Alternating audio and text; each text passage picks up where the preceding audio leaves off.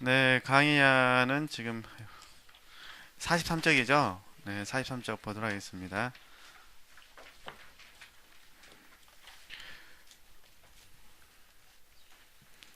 43쪽의 그 어둠밤 묵상 4번을 제가 이제 그 어떤 작업을 해놓고 또 다시 읽어봤더니 뭐 내용은 그 문제는 안 되는데 제가 좀 설명하는 부분이 좀 어수선하게 설명을 해놓은 것 같습니다. 그래서 그냥 또뭐 중요한 부분만 좀 이렇게 말씀을 드릴 테니까요. 이렇게 강의를 들어주셨으면 좋을 것 같습니다.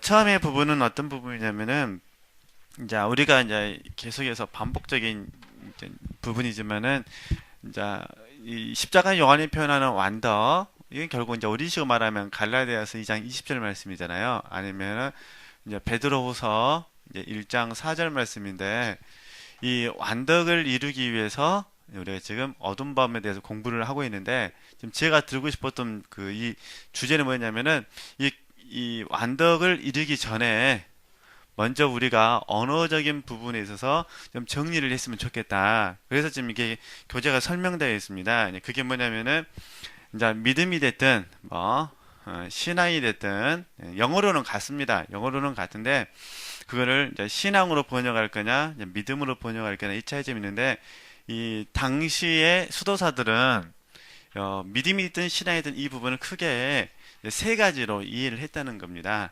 그래서 그걸 먼저 좀 정리를 하고 이 완덕의 개념을 좀 살펴보겠다 그런 부분인데 첫 번째는 어떻게 했냐면은 일단은 이제 교재를 좀 보면서 제가 해야 더 좀 이해하기 쉬우시니까요.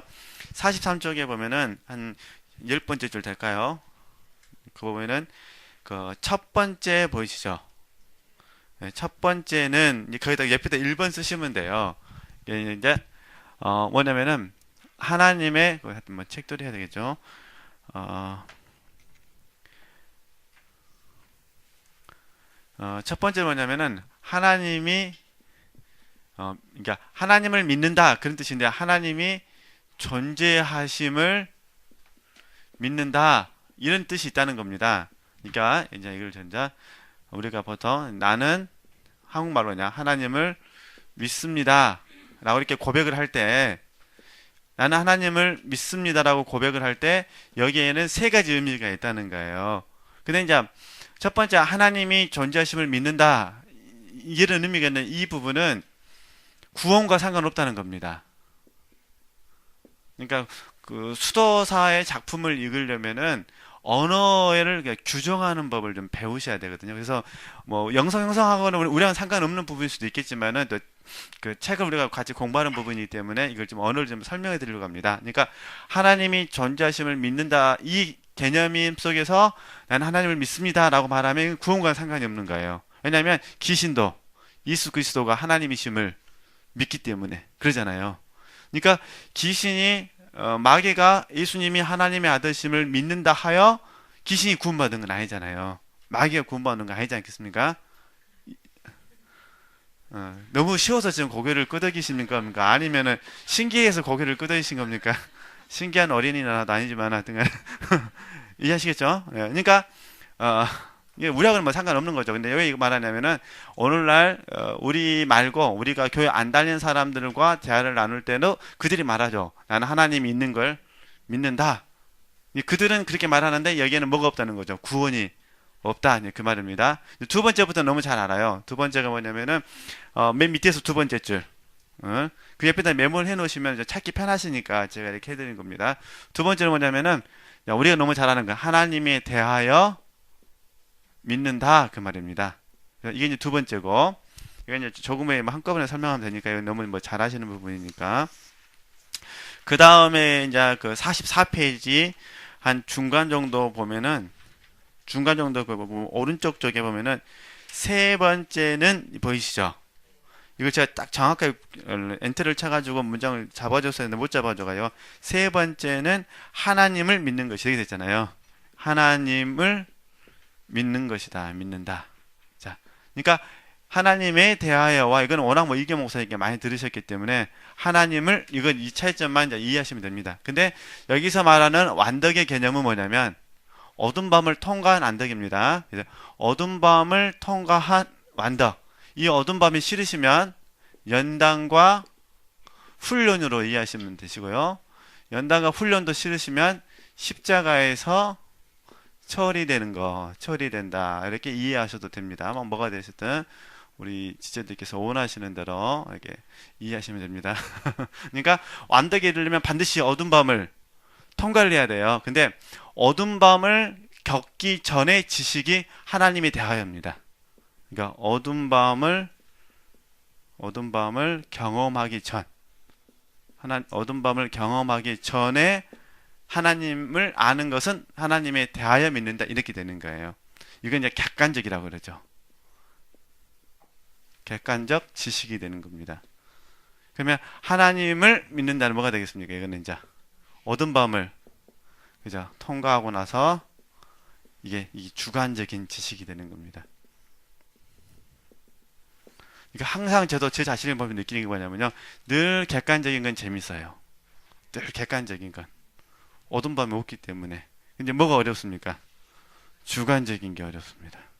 그러나 이제 저와 여러분은 여기 교재는 없지만 주관적인 것이 아마 달콤하다는 걸 느끼실 겁니다. 할렐루야, 달콤하.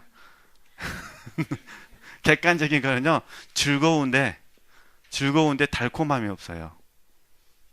달콤함. 왜 그런지 뭐 다 아시겠죠? 그러잖아요. 달콤함이 없죠. 달콤. 그 다음에 주관적인 지식은 즐거움은 없을 수도 있는데, 있기도 한데 없을 수도 있는데 뭐가 있다는 거죠? 달콤함이 있죠. 지금 제가 여기서 뭘 말씀을 드리고 싶은냐면은 저와 여러분이 하나님에 대하여 믿는 부분을 열심히 하셔야 됩니다. 이걸 정말 열심히 하셔야 되고 하나님을 믿는 부분은 더 열심히 하셔야 된다. 이걸 말씀드리고 싶어서 이렇게 장황하게 써놓은 겁니다. 어떤 의미인지 아시겠죠? 그러니까 실질적으로요. 목요 기도에 예를 들어 목요 기도를 이야기한다면은 목요 기도회에 이기화 목사님의 설교를 들을 때 우리 지체들께서 2번 아니면 3번의 자리에 계시죠. 어떤 분들은 객관적인 지식 속에서 즐거운 것이고 달콤함 없다겠습니다. 어떤 분들은 주관적인 지식 속에서 즐거움도 있으시고 어떤 부분도 있으시고요. 달콤한 부분도 있으시죠. 이게 사귐이지 않겠습니까? 사귐. 그러잖아요. 이 사귐이 저와 여러분을 살게 하는 거기 때문에 그래서 이걸 구분하기 위해서 여러 가지를 썼습니다. 나머지는 읽어보셨으면 좋겠고요. 근데 이제 실질적으로 우리가 훈련원에서 가장 큰 어떤 우리 이제 강사분들이 겪는 딜레마, 또 우리 자신들을 보면서 겪는 딜레마가 뭐냐면 2번에서 3번으로 전환되는 것이 너무 어렵다는 겁니다. 이게 이제 저 자신도 그런데 그래서 이게 너무 힘드니까 하나님께서 어떻게 하셔야 돼요? 강제적으로라도 이끄셔야 되죠. 그래서 이제 우리가 어두운 밤에는 단어를 쓴 거죠. 어두운 밤은 능동적인 게 아니라요. 철저하게 수동적인 겁니다. 내가 어두운 밤으로 가야지 해서 가는 것이 아니라 어느 날 가 있습니다. 깨닫고 보니까 내가 지금 어두운 밤에 있는 겁니다. 자원에서 자원하셔서 절대 어두운 밤 가시면 안 됩니다. 가지도 못하겠지만 가시면 안 돼요. 감당 못할 거 괜히 하셨다가 우리 보통 그러잖아요. 무등산도 그래서 적당히 올라가야지 못 모르고 정상까지 가리라 해가지고 입석대까지 갔다가 한 일주일 동안 누워 있을 수도 있지 않겠습니까? 각자의 어떤 분들은 이제 못 모르고 갔더니 약간 입석되더라 뭐 그런 사람도 있겠지만은 이게 그러듯이 이제 가능하면 어두운 밤은 능동적으로 가려고 하지 마시고 어떻게 하셨으면 좋겠어요? 수동적으로. 그래서 이제 연단과 훈련은 좀 약간 차이는 있지만은 잘 이해해 주셨으면 좋겠습니다. 네, 그게 이제 그 부분이에요. 그래서 계속 우리 2번하고 3번, 2번의 자리와 3번의 자리를 좀 잘 해가지고 우리가 완덕의 자리에 이르렀으면 좋겠다. 이걸 말씀드린 거고요. 그러면요, 왜 이게 이런 시간대 우리가 공부를 하느냐? 멘토링 하시려면 이게 딱 정확히 구분이 되셔야 돼요. 그러니까 내가 누군가에게 어떤 단어를 전할 때 내 자신이 2번에 있는지 아니면 3번에 있는지 알고 전해야 됩니다. 그래야 상대방에게 좀 더 많은 부분에서 설득을 얻을 수가 있습니다. 2번에 있으면서 3번에 있는 것 좀 이야기하면 멘티가 나를 봤을 때 저 사람은 내가 보기에는 실제가 안 된 것 같은데 이럴 수도 있잖아요. 이제 그렇기 때문에 그 자리를 잘 찾아가셔서 말씀을 하셨으면 좋겠습니다. 그리고 이제 45페이지는 어떤 문장이 같은 내용인데, 이거는 이제 우리 훈련원에서 이제 사용한 말로 이제 바꾸면, 자, 이거는 이제 가끔씩 이제 이경 목사님께서 이야기하시는 부분이고요. 우리 훈련원에서 사용하는 말로 좀 바꾸면은 이제 어떤 부분이냐면은, 전에도 제가 말씀을 드린 것 같은데요. 깨달음이 있으면 반드시 변화가 있습니다. 이게 분명히 좋은 일인데, 이 깨달음이 실제가 되어져야 되는데, 이 실제가 되어지기 그 전에 어떻게 쓰냐면 이 깨달음이 옮겨져야 돼요. 그러니까 내 안에서, 이게 죄송한데 내 마음속에서 이 깨달음이 내가 돼야 돼요. 표현 이상한데, 그러니까 그 깨달음이 내 것이 돼야 돼요. 근데 깨달을 때는 여기서 표현하는 동의죠, 동의. 이걸 저희들이 뭐라 하냐면은 접촉됐다고 그러죠. 접촉. 성령께 접촉되었다, 이렇게 이야기하는 겁니다. 이게 성령께서 내 영을 접촉시켜 주시면 뭐가 있다는 거죠? 동의가 있는 거예요. 아, 맞구나. 근데 여기서 끝나버리면 실제로는 안 가게 되죠. 그럼 이제 동의가 어떻게 되겠습니까? 영의 자리에서는 동의가 됐으니까 생각과 마음의 자리에서요, 이 깨달음이 들어와가지고 내가 돼야 돼요. 생각의 자리에 그게 내가 되고 마음의 자리에 내가 되어야 실제는 쉽죠. 그러잖아요. 근데 우리가 이제 큰 어려움이 뭐냐면은 깨달은 것까지는 너무 감사한데 이게 이제 실제가 잘 안 되는 거잖아요. 안 되는 이유가 뭐냐면은 생각과 마음 속에서 그 깨달음이 내가 되지 않아서 그러거든요. 그러니까 우리 식으로 설명한다면 이렇게 설명할 수 있겠죠. 제가 조금 전에 설명했던 방법은 수도원식 설명이라면 지금 여기서는 이경 목사님식 설명이 되거나 아니면 오츠만식 설명이 되는 겁니다. 그러니까 결국 이론적으로는 쉬워요. 이론적으로는 성령께서 영에게 말씀하시고 영이 혼에게 말하고 혼이 몸을 통해서 순종한다. 이게 영적인 실제다. 얼마나 쉽습니까? 원수 흡수되는 게 너무 쉽죠, 이게. 근데 이제 원수가 생겼습니다.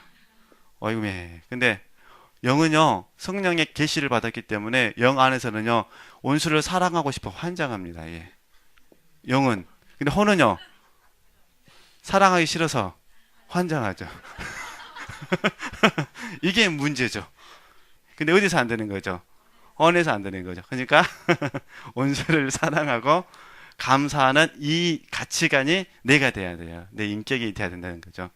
그래서 이제 인격의 변화가 이루어지면 그 다음부터 몸은 쳐서 우리 배운 대로 복종시키는 거잖아요. 그러면 순종은 훨씬 쉬워지지 않겠습니까? 이걸 저희는 이제 실제라고 이야기하는데, 이게 저 자신도 가만 보니까 영의 문제는 더 담임 목사님 통해서 배워야 될 부분이지만 혼적인 부분에 있어서 제가 쟤를 보니까 이래서 하나님께서 어둠 밤에 집어넣으셔가지고 이 혼의 의지를 깨 부수시는구나, 그런 생각을 하게 됐습니다. 우리 하나님께서 영에게 해라. 혼은 왜 해야 됩니까? 내가 뭐 강사 될 것도 아닌데 뭐 이렇게 나가죠 이제. 그러다가 정 안 되면 어떻게 하죠? 하나님께서 그냥 어둠 밤에다 집어 넣으셔가지고 이렇게 삶아버리시죠. 그러면 어떻게 혼이 그때부터 맞아 이길 위에는 방법이 없어, 이렇게 순종하지 않겠습니까? 하여튼 이렇게. 네, 그 부분을 써놓은 겁니다. 그러니까 어렵게 생각하지 마시고요. 읽어보시면 되는데, 이런 과정을 통해서 영적 지각이 개발된다. 네, 그러니까요. 네. 쉽지만 않지만은 우리가 잘 한번 이해하셨으면 좋겠습니다.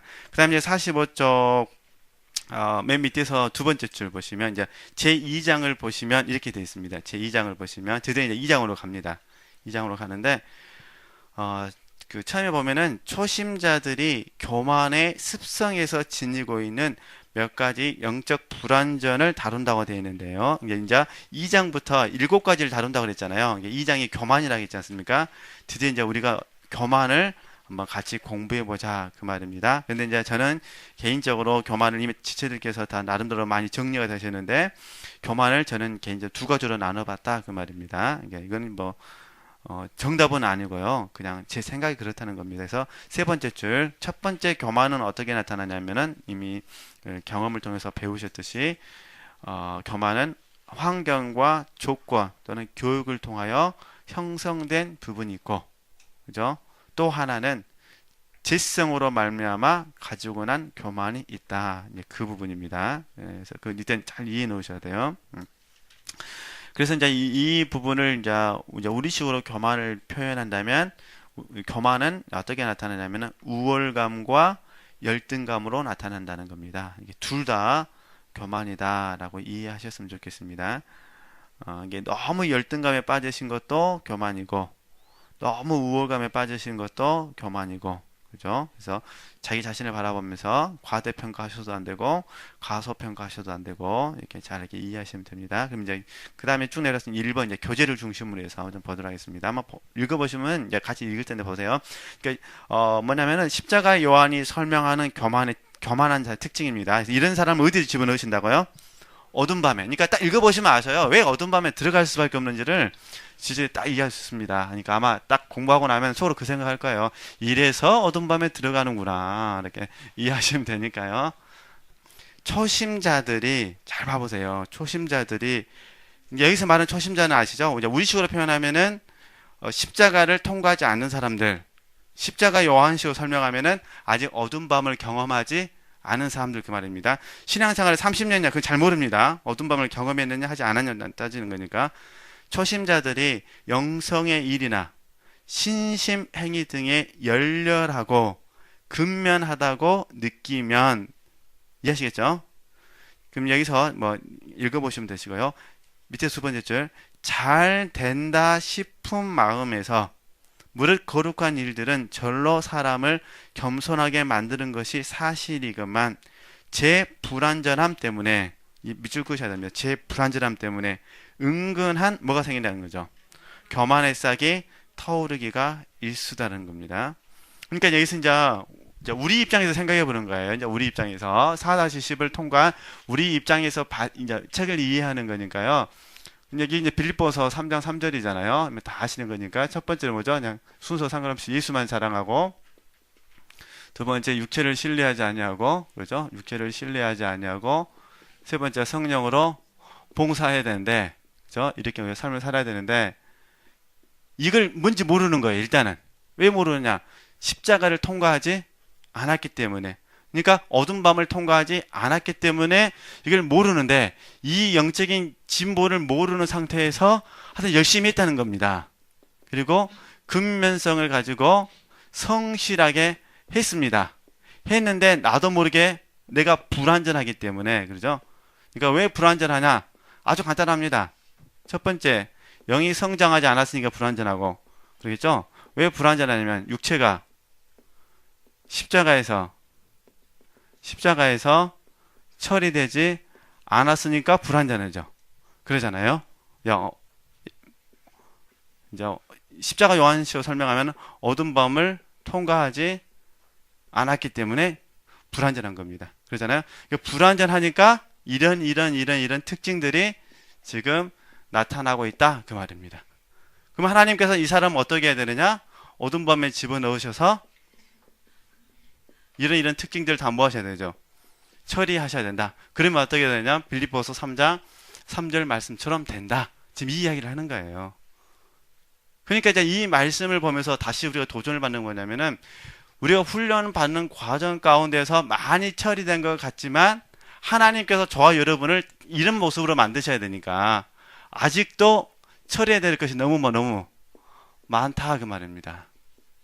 그러니까 우리는 이런 부분들을 읽으면서 다시 한번 내 마음속에서 어둠 밤에 대한 부분을 이제 생각을 해보게 되자는 거죠. 한번 보도록 하겠습니다.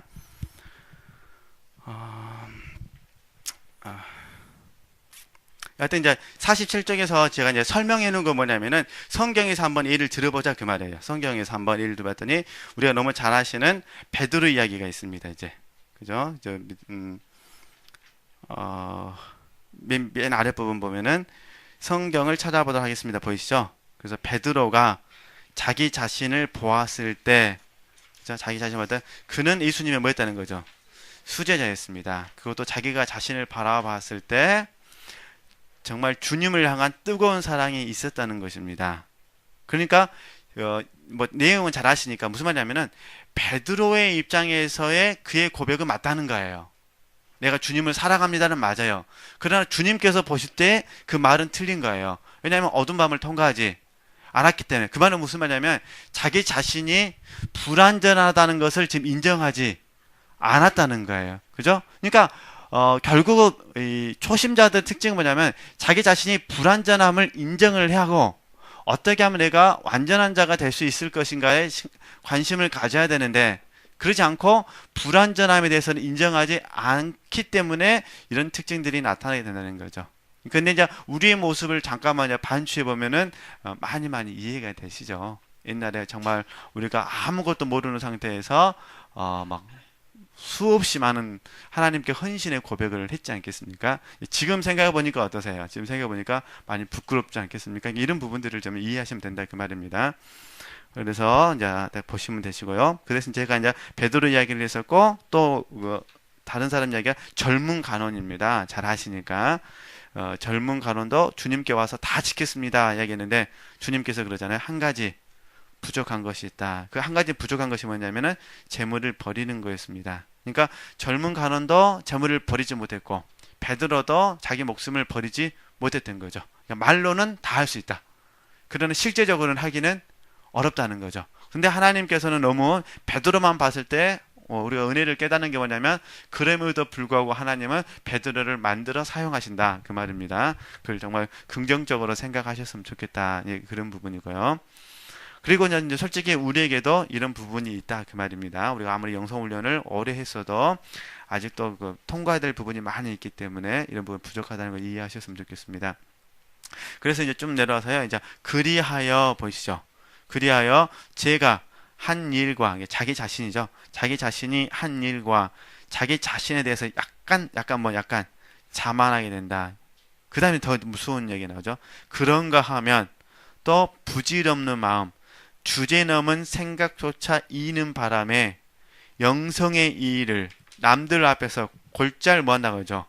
이야기하고 더구나 자기가 아는 이상으로 남을 가르치려 한다. 이게 문제라는 겁니다. 이게 그러니까 결국 이제 조금 후에 이제 제가 또 욥 이야기를 하거든요. 이건 뭐냐면은 자기가 아는 이상으로 이 부분을 이제 욥 이야기 다 하시니까 자기가 아는 이상으로 이 말은 이거죠. 이게 바로 제가 조금 전에 이야기했던 대하여입니다. 대하여와 이 말입니다.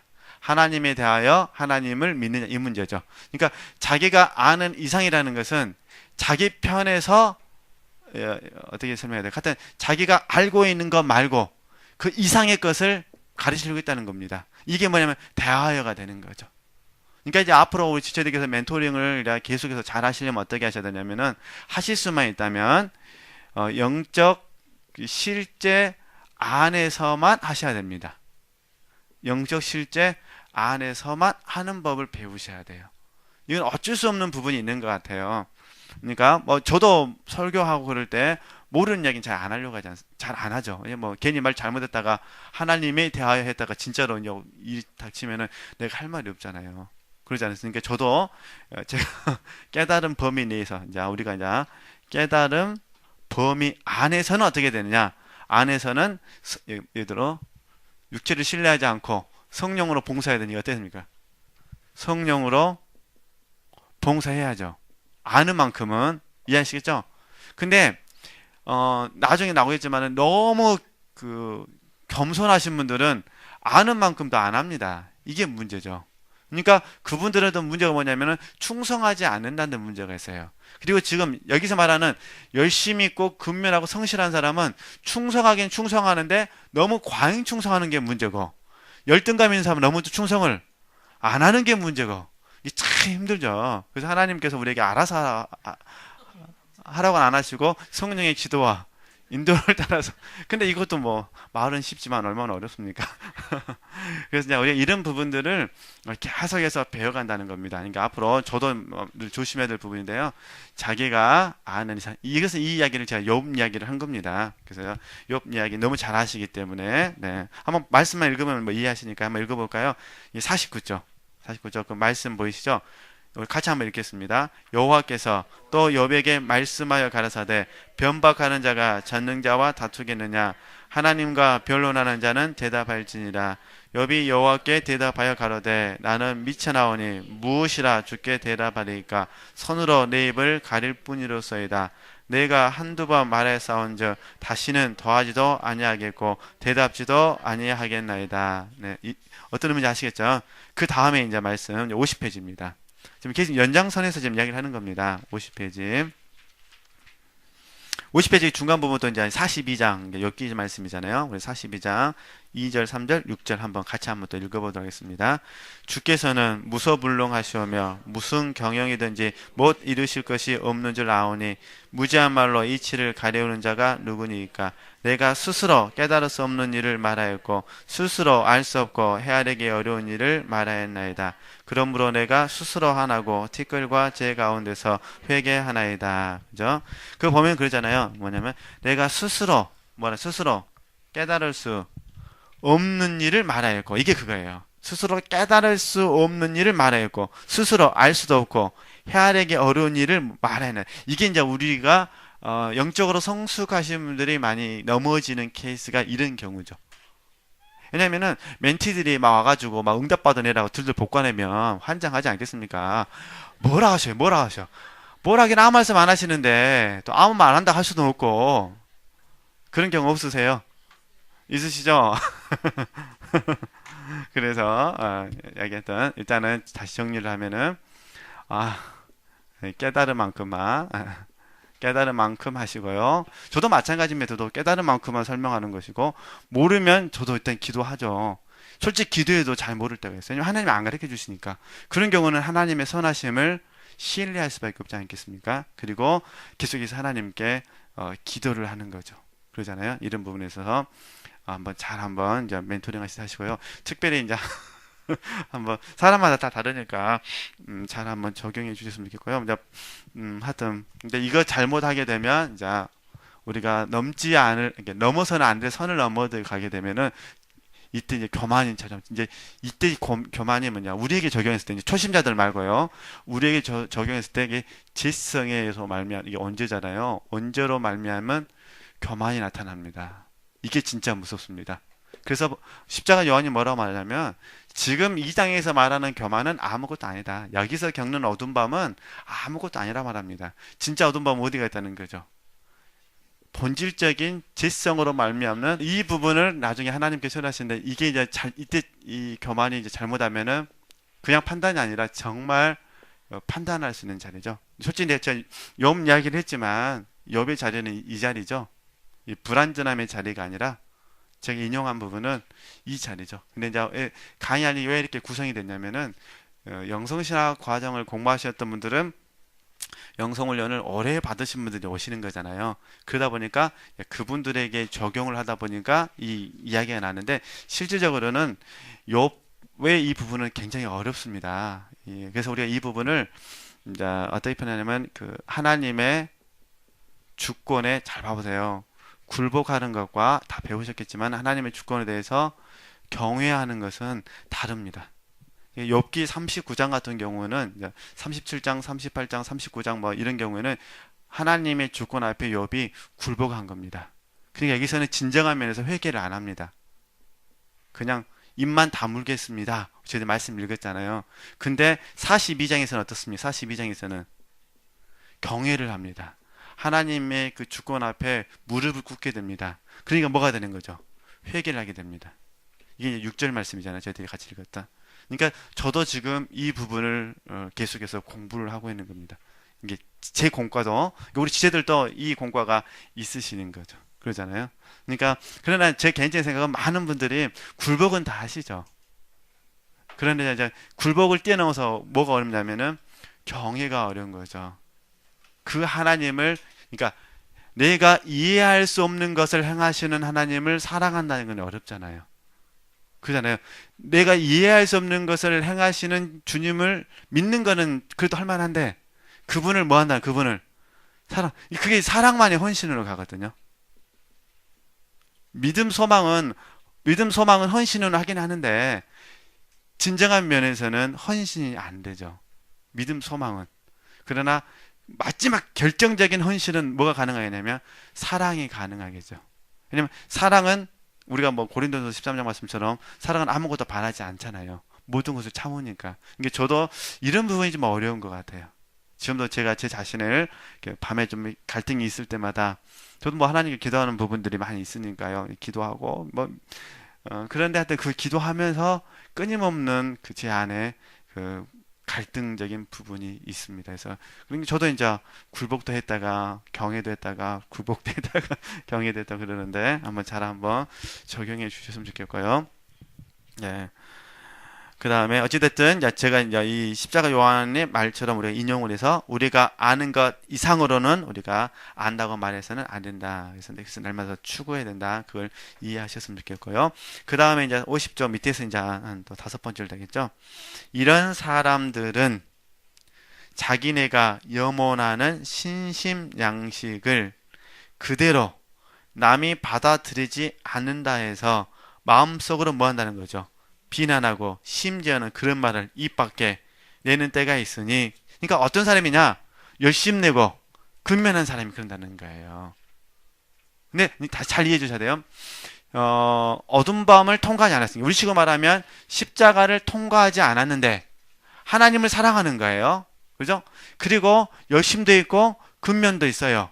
근데 이런 분들은 상대방의 권면을 했는데 상대방이 말을 안 들으면 어떻게 되는 거죠? 마음속으로 비난하거나 심하게 말로서 책망한다 그 말입니다. 네. 그럼 좀그 부분을 좀 설명하도록 하겠습니다. 그 다음에 이제 좀 더, 일단 51페이지 다 읽고요. 그래서 한 4번째, 5번째 보면은 남이 받아들이지 보이시죠? 않는다 해서 마음속으로 비난하고 심지어는 그런 말을 입 밖에 내는 때가 있으니 마치 바리새인이 하나님을 기리고 세례를 깔보면서 제가 한 일을 뭐 나오죠? 자랑한 것과 마찬가지다 그 말입니다. 그러니까 이런 사람들은 뭐가 같다냐면 바리새인들과 같다 그 말이죠. 그래서 그런 부분들을 잘 이해하시면 됩니다. 그러면 이제 제가 이제 여기서 이제 적용점에서 이제 뭘 설명했냐면은 이것도 저는 이제 대부분 이제 처음에 저도 훈련 받을 때는 제가 이제 영성훈련 교본으로서 많이 적용을 했고요. 이제 우리 대학원 과정에서 제가 강의할 때는 이제 멘토링을 한번 우리가 배워봤으면 좋겠다. 제가 이제 실제적으로 멘토링하는 방법을 설명해주는 못하지만은 이걸만 잘만 이렇게 성령 안에서 활용하면 이게 이 자체가 멘토링이잖아요. 그래서 이제 이런 부분이죠.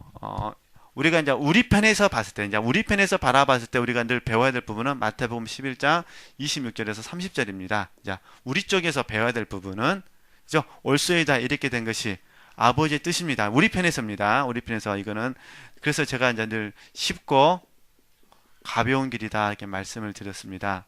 그죠? 쉽고 가벼운 길. 이게 결국 우리에게 평안을 주잖아요. 쉼을 주는데 문제는 뭐냐면 봐보세요. 우리 편에서 바라봤을 때 우리는 쉽고 가벼운 길을 걸어가고 있습니다. 평안이 있습니다. 왜 그러냐면은 저와 여러분은 주님의 명입니다. 주님의 멍에를 매는 법을 배웠기 때문에 그렇습니다. 그리고 더 감사한 거는 문제 해결로 우리는 접근하지 않아서 이게 가능합니다. 근데 다른 사람들은 왜 이게 안 되냐면은 쉽고 가벼운 길, 이 평안을 어떻게 이해하냐면 문제 해결로 이해합니다. 그러니까 이게 포인트가 맞습니까? 틀립니까? 이게 안 맞게 되는 거죠. 그러니까 주님께서는 문제를 해결해 주시겠다고 말씀한 게 아니라 그 문제를 가지고 있는 사람이 주님께 와서 쉼을 얻는 방법을 가르쳐 준 거예요. 그러죠? 문제를 해결해 주겠다 말을 안 하셨어요. 근데 사람들은 그 말씀을 어떻게만 적용하느냐 문제를 해결하는 쪽으로 적용하는 거죠.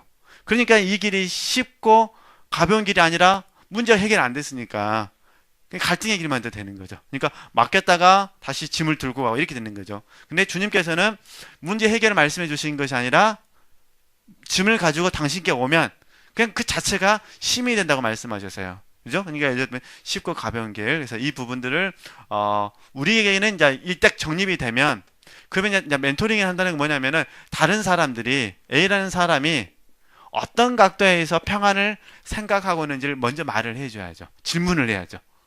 그죠? 당신께서 원하시는 평안의 개념은 무엇입니까? 예를 들면 이제 제 식으로 한다면 이게 목사님께서 어떻게 하시는지 모르겠는데 하여튼 제 식으로 한다면은 저는 이제 가끔씩 너무 막 갈등 겪는 사람들에게 물어보죠. 당신께서 이게 지체께서 듣고 싶은 그 답의 의미는 무엇입니까? 의미가 같아야 대화가 되잖아요. 그래서 그 의미를 물어봐가지고 그 의미에 맞는 답을 찾으려고 합니다. 그러니까 그게 만약 문제 해결에 초점을 맞췄다면 이 말씀은 도움이 안 되죠. 이런 경우에는 어떻게 가야 되냐면은 마태복음 7장으로 가야죠. 하나님께서 저 여러분에게 항상 좋은 것을 주신다로 가야 맞지 않겠습니까? 문제 해결이 아니라 문제 자체가 하나님께서 우리에게 주시는 좋은 것이라고 접근을 해야죠. 그러잖아요. 그리고 만약에 이제 좀 더 영적인 진보를 이루기를 원하는 사람에게는 이 말씀을 통해서 주님의 멍에를 매는 법을 가르쳐 줘야죠.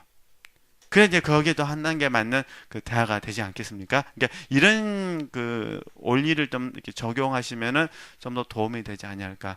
물론 이런 경우도 있습니다. 얼쏘이다 이렇게 된 것이 주님처럼 입 다무시고 그냥 얼쏘이다 이렇게 된 것이 아버지의 뭔지는 모르지만 무조건 뜻입니다. 이렇게 해야죠. 이렇게 해서 주님처럼 침묵하는 법을 배우셔야죠. 그러잖아요. 그러니까 뭐가 됐든 간에 주님처럼 배우시던가 이 공과를 적용하시던가 아니면 쉽고 가벼운 길을 적용하시던가 아니면 마태복음 7장으로 접근을 해주는 이렇게 한번 다양한 방법으로 접근을 해서 이 멘토링이 해야만 우리 다른 사람들에게 도움을 줄 수 있다. 그 부분입니다. 물론 이제 항상 전제 조건은 성령의 빛비침 안에서 이해하시겠죠? 그렇게 적용하시는 방법이 있으니까요. 그렇게 이해하시면 좋겠고요. 51쪽으로 돌아와서 어쨌든 이제 그래서 이제 제가 이제 한번 좀 읽어볼까요? 읽어보면은 우리는 이럴 때 주님처럼 해야 된다는 거죠. 옳습니다. 이렇게 된 것이 아버지의 뜻입니다. 하나님이 나를 더 넓히시려고 이렇게 하시니 감사합니다. 이렇게 해야 된다 그 말입니다. 이렇게 해야 저와 여러분이 넓혀진다 이런 의미고요. 그런데 이제 제가 좀 말씀드리고 싶었던 부분은 뭐냐면은 이제 이런 부분이죠.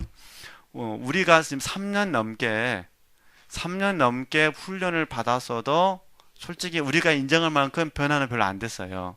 그러잖아요.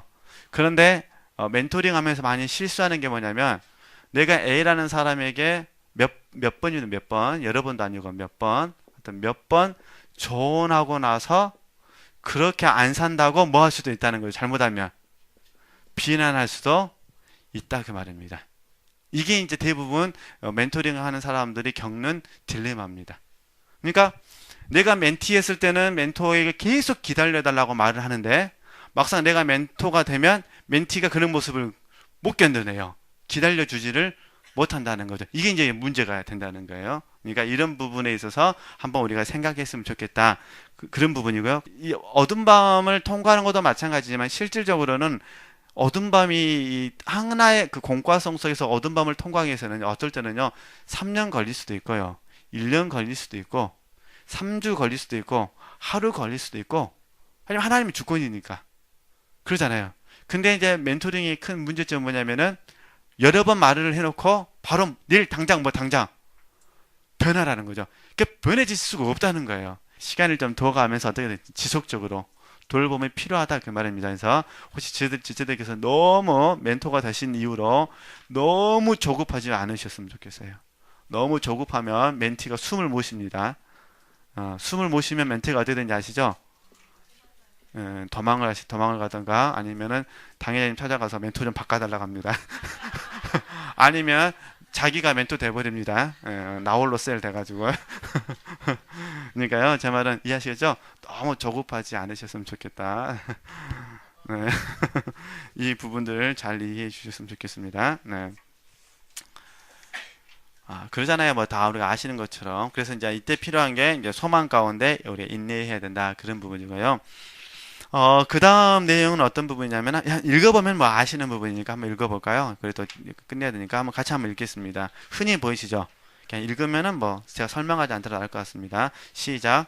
흔히 악마는 이런 사람들을 부채질해서 되도록 그런저런 일들을 많이 하려는 열성과 욕심을 품게 만드는데 이는 방자하고 참난한 마음을 키워주기 위함이다. 악마는 이들이 하는 일이나 덕이 모든 아무런 가치가 없을 뿐더러 오히려 악덕이 되는 줄을 너무나 잘 알고 있기 때문이다. 사실 어떤 사람들은 어찌나 마음이 나쁜 데까지 이르렀든지 자기네 아닌 딴 사람들이 좋게 보이는 꼴을 도무지 보려 하지 않고 기회가 닿기만 하면 말과 행동으로 남을 비난 비방하여 제 눈에 들보는 생각지 않으면서 제 형제 눈에 있는 티끌만 보고 남의 모기는 걸러내면서 제 낙타는 삼킨다. 그러죠? 그 다음에 이제 맨 밑에 보시겠습니다. 밑에 한번 더 읽을까요? 혹시 어느 때 영성의 스승들 즉 고위 신부나 장상들이 자기네의 정신이나 생활 방법을 시인하지 않으면 남이 제 일을 알아주고 기려주기를 바라는 그들이라 정신을 못 알아듣는다는 둥 영성가들이 아니라는 둥 하면서 달리 판단을 내리는데 그것은 자기네의 일에 찬동도 인정도 해주지 않은 까닭이다.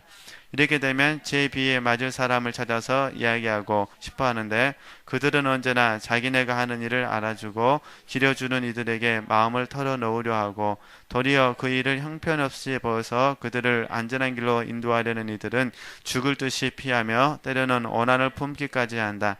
자기만 잘난 체함으로써 하려고 하는 일은 많으나 실제 하는 일은 매우 적다. 또 어떤 때는 사람들이 자기의 정신과 신심을 알아주었으면 싶어서 이를 노리고 예면에 나타나는 행동이나 한숨 떠는 다른 짓거리들을 하는가 하면 어느 때는 비밀이 아닌 공개된 자리에서 탈원 상태에 빠질 수가 있는데 이것은 물론 악마의 소행인 것이다. 하지만 그들은 남이 그런 상태를 알아줄 것을 만족해하고 그러기를 자주 바라는 것이다. 네. 이거는 어떤 의미냐면요. 포인트는 간단합니다. 지금 십자가 요한이, 지금 이 글을 쓸 땐 다 수도사들이잖아요. 그죠? 수도사고, 수도원 공동체잖아요. 그러니까, 외형적으로 이야기했을 때는 모든 것을 버리고 줄을 쫓기 위해서 수도원에 들어온 겁니다. 외형적으로는. 그러니까 외형적인 변화는 가능했어요. 근데 문제는 뭐냐? 지금 방금 이야기한 거는 내적인 변화죠. 내적인 변화는 이루어졌습니까? 이루어지지 않았습니까? 이루어지지 않았다는 겁니다. 그래서 이 내적인 변화가 이루어지지 않았는데 이걸 누가 이용하느냐? 사단이 이용한다는 겁니다. 어떤 사람에게요? 근면하고 성실한 사람에게. 뭔가를 열심히 하려고 하는 사람에게 사단이 충동질을 해서 이런 부분들을 가르쳐 준다는 거죠. 그래서 혹시나 체험 자체를 절대 우상시해서는 안 됩니다. 체험이 전에도 말씀드렸지만 체험이 중요한 것이 아니라 체험을 통해서 어떤 방향으로 내가 나아가느냐가 중요합니다. 그죠? 이게 목사님께서 자주 이야기하시는 표적의 문제입니다. 표적. 그죠? 그러니까 표적은 그 기적 자체가 중요한 것이 아니라 기적을 행하신 주님이 누구신가가 중요하죠. 그러잖아요. 그러니까 이런 부분에 이제 빠져들지 않아야 됩니다. 근데 사단은 광명의 천사로 위장하기 때문에 끊임없이 우리에게 체험을 주려고 합니다. 그래서 이 체험을 통해서 방향을 자기가 원하는 쪽으로 데리는 거죠. 근데 사단이 원하는 것은 교만이다 그 말입니다. 교만, 이간질, 그래서 시기, 질투. 그래서 결국은 십자가와 상관없는 십자가의 원수들로 만든다. 그 얘기하는 겁니다. 그래서 이런 부분들 조심하셔야 된다. 이런 부분이니까요. 나머지는 교재 제가 다 해놨으니 이렇게 보시면 되시고요. 그리고 이제 마지막 부분 보고 이제 첫 번째 시간 쉬도록 하겠습니다. 그래서 이걸 이제 우리에게 적용하면 어떻게 되느냐? 이제 우리에게 적용하면 그게 이제 갈라디아서 5장 24절 26절 말씀입니다. 제가 잠깐 보고 읽으면 설명하면은 그리스도 예수의 사람들은 육체와 함께 그 정과 욕심을 십자가에 못 박았느니라. 여기까지 좋아요. 네. 만약 우리가 성령으로 살면 또한 성령을 행할지는 여기까지도 좋습니다. 그죠? 근데 헛된 영광을 구하여 서로 격동하고 서로 투기하지 말라 그 말입니다. 이걸 연결성서 이야기하면은 성령으로 살고 성령으로 행한다고 말하면서 어찌 너희들이 육체 일을 할 수 있느냐 그 말이죠. 어떻게 너희들이 헛된 영광을 구하고 서로 격동하고 서로 투기하면서 살 수 있느냐. 이거는 성령으로 살고 성령으로 행하는 게 아니다 그 말입니다. 그러니까 우리 편에서 중요한 부분은 이제 다 배웠던 게 다 나오는 거예요. 그죠? 그러니까 우리가 좋은 멘토가 되려면은 내적 증거와 뭐가 있어야 됩니까? 외적 증거가 있어야 되는 거 다 이미 알고 계시니까. 그래서 항상 이걸 점검하셔야 돼요. 내적 증거는 성령과 나와의 관계잖아요. 그죠? 외적인 증거는 열매를 통해서 아는 거잖아요. 그죠? 그러니까 이 부분을 잘 점검하셨으면 좋겠습니다. 그래서 결국 우리가 갈라디아서 2장 20절 말씀처럼 내가 하는 것이 아니라 주님이 나를 통하여 역사하시는 좋은 영적인 지도자. 우리는 지금 영적 지도자를 공부하는 거니까 좋은 영적 지도자가 되기 위해서 잘 이해해 주셨으면 좋겠고요. 하여튼 뭐 계속 반복되는 이야기인데 저는 개인적으로 어둠 밤 책을 통해서 멘토링하는 방법뿐만 아니라 저 자신도 계속해서 날마다 이렇게 영성 형성을 하는 데 있어서 방향 제시를 많이 받고 있습니다. 그러니까 지체들에게도 이게 단순히 어둠 밤이 무언지를 아는 건 중요하지 않고요. 이걸 통해서 다시 한번 우리가 훈련 받으면서 놓쳤던 부분들이 있으면 그 부분들을 십자가에서 처리될 수 있도록 훈련했으면 좋겠고, 또 한편으로는 육체를 알아야 멘토링이 가능하잖아요. 영어 아는 거는 담임 목사님을 통해서 좀 오전 2시간 배우셨으니까 저하고는요 육체를 이렇게 1시간 정도 공부하면서 이런 멘토링을 좀 잘 하셨으면 좋겠습니다. 그래서 이걸 잘 알아가지고 적용을 해 주셔야 된다니까 한 10분 정도 쉬었다가요 계속 공부하도록 하겠습니다.